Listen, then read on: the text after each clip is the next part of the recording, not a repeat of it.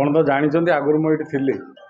ତେଣୁ ଭଦ୍ରକର ମେନ୍ ଏଇଟା ହେଲା ଏକ ସମ୍ବେଦନଶୀଳ ଜାଗା, ସହର ଏବଂ ଜିଲ୍ଲା ହିସାବରେ ଯାଉଛି। ଏଇଟା ଭଦ୍ରକ ମାନେ ଆମର ଦେଶର କମ୍ୟୁନାଲ ମ୍ୟାପ୍ରେ ଗୋଟେ ପ୍ଲେସ୍ ଅଛି ଭଦ୍ରକର, କିନ୍ତୁ ସୌହାର୍ଦ୍ଦ୍ୟପୂର୍ଣ୍ଣ ବାତାବରଣ ବର୍ତ୍ତମାନ ବି ବଜାୟ ରହିଛି। ତେଣୁ ଭଦ୍ରକବାସୀ ସମସ୍ତେ ଶିକ୍ଷିତ, ସମସ୍ତେ ଜାଗ୍ରତ। ତେଣୁ ମୁଁ ଆଶା କରିବି ଭଦ୍ରକବାସୀଙ୍କ ଠାରୁ ଆଶୀର୍ବାଦ ଏବଂ ସହଯୋଗ କାମନା କରିବି।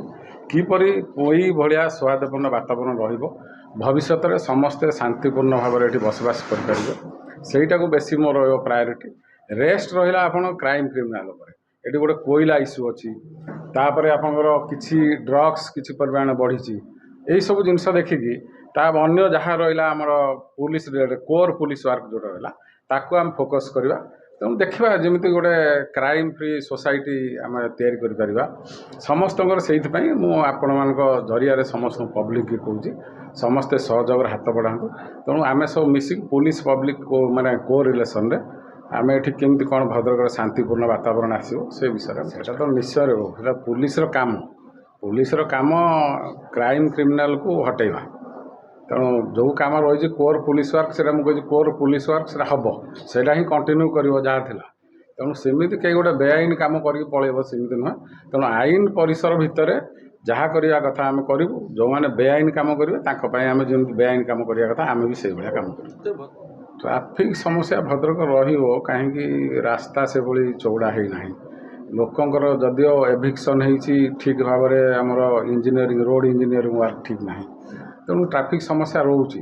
ଲୋକ ସଂଖ୍ୟା ବଢ଼ୁଛି, ଗାଡ଼ି ସଂଖ୍ୟା ବଢ଼ୁଛି, ଟ୍ରାଫିକ୍ ସମସ୍ୟା ରହିଲା ଭିତରେ ଆମେ ମେନଲି ବାଇପାସ୍ଟାକୁ ମୁଁ ଫୋକସ୍ କରୁଛି। ବାଇପାସ୍ରେ ଯେଉଁ ଟ୍ରାଫିକ୍ ସିଗ୍ନାଲ୍ ଲାଗିଛି, ସିଗ୍ନାଲ୍ଟା କେମିତି ଠିକ୍ ଭାବରେ ମୁଁ ପ୍ରାୟ ଦେଖୁଛି ଲୋକ ତା ବିଷୟରେ ସେନ୍ସିଟାଇଜ୍ ହେଇନାହାନ୍ତି। ଟ୍ରାଫିକ୍ ସିଗ୍ନାଲ୍ ଥିଲେ ବି ପଳେଇ ଯାଉଛନ୍ତି। ତେଣୁ ଏଗୁଡ଼ାକୁ ଦେଖିବା। ତା ସହିତ ଯେଉଁଟା ରହିଲା ମେନ୍ କଚେରୀ ବଜାର ଯେଉଁଟା, ସେଇଟା ଅଲରେଡ଼ି ତ ଏଭିକ୍ସନ୍ ହେଇଛି, କାହିଁକି ସେଠି ପୁଣି ଭିଡ଼ ହେଉଛି ସେ ବିଷୟରେ ଷ୍ଟଡ଼ି କରିକି ନିଶ୍ଚୟ ମୁଁ 2-3 ଦିନ ଭିତରେ ତାର କେମିତି ଆକ୍ସନ୍ ନେବେ।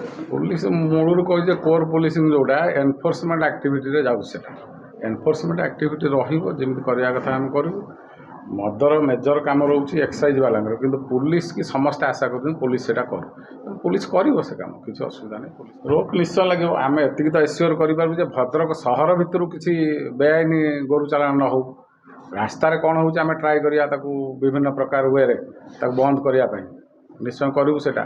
କିନ୍ତୁ ମେନ୍ ଆମେ ଦେଖିବୁ ଜିଲ୍ଲାରୁ ଯେଉଁ ଗୋରୁ ଚାଲାଣ ହେଉଛି ସେଇଟା ବନ୍ଦ କେମିତି ହେବ ସେଇଟା ନିଶ୍ଚୟ ଦେଖିବୁ।